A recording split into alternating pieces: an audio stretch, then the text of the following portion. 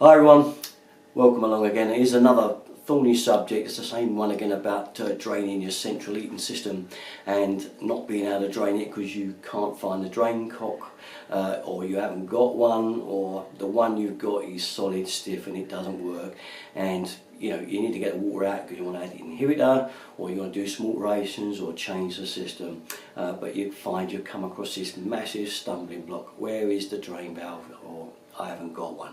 This quite often happens on systems like this. I'll show you on this bit of paper, where here we are with the radiators upstairs and you want to take one off downstairs here, and you find you've got a drop system, and what's happened is they've forgotten to put a valve on to drain it out. So you may have rads all linked, but there's not one drain cock anywhere.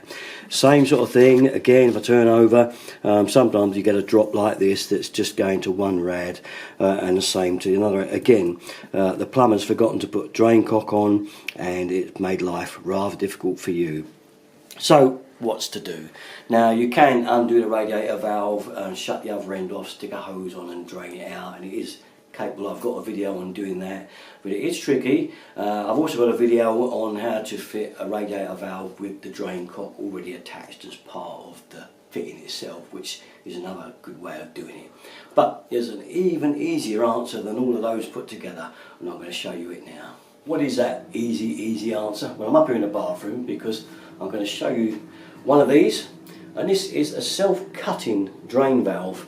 It actually cuts through the pipe like one of those outside taps do, where you chop through and it gives you a tap, like washing machine taps. You can get them and they cut through.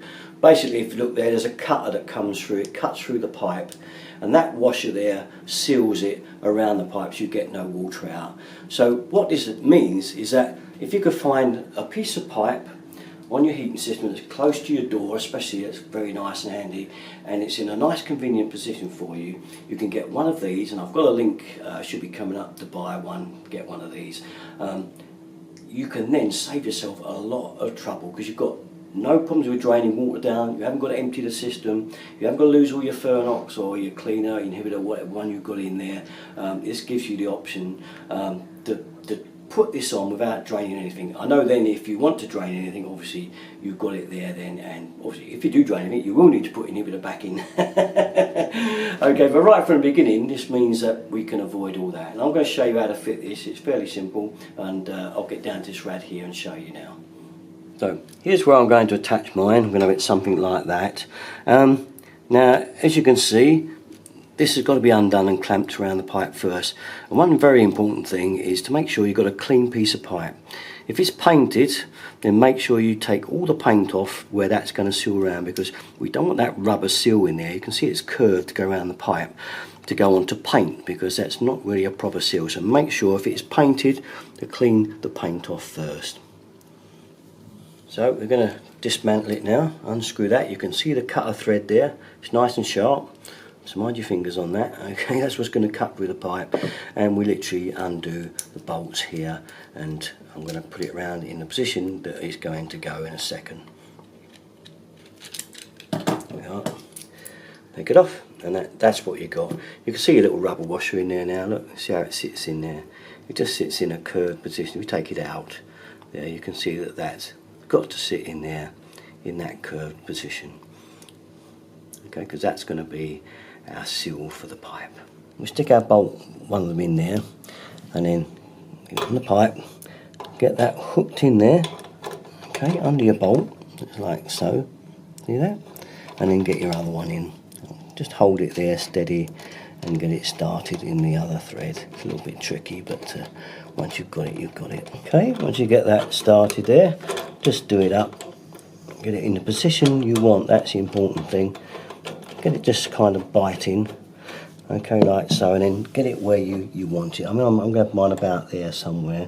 I've got to make sure that you've got enough room for it to turn around, like so. There's nothing in the way, so it's a free rein for it to turn when you tighten it in.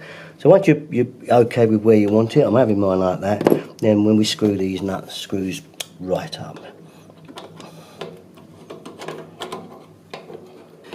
Right then, once this is well tight, make sure they're nicely tightened right in. Okay, I've done that with mine, they're both nice and tight.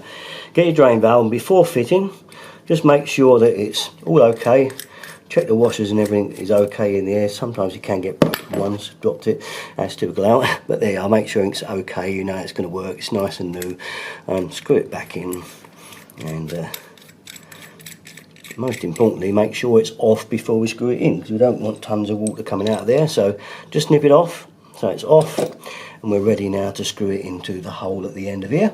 Okay, so we're getting lined up and start screwing in. You'll fill the washer straight away, and now once you fill it there, you can feel it's going to bite now.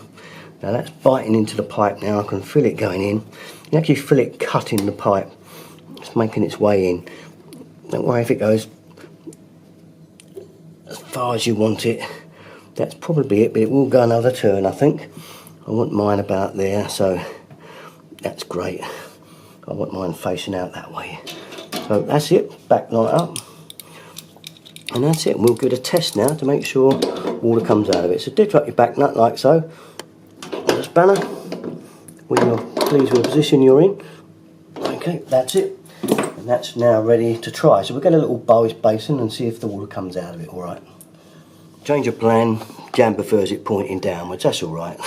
We'll have it facing downwards. So then we're just going to try it out now. Get a spanner on the end of here. Make sure she goes. And there you are. You can see the water's coming out. One drain cock. Safely fitted. And no hassle, no draining, no nothing. And you're ready now to get on with whatever job you want to do with your heating, because you've got a valve there now ready to run it out and do whatever you like, add your inhibitor and all sorts that you need to be done, whatever you want to do with your system, but at least you know you can empty it from here on in. I think it's a great little idea, it doesn't cost a lot of money.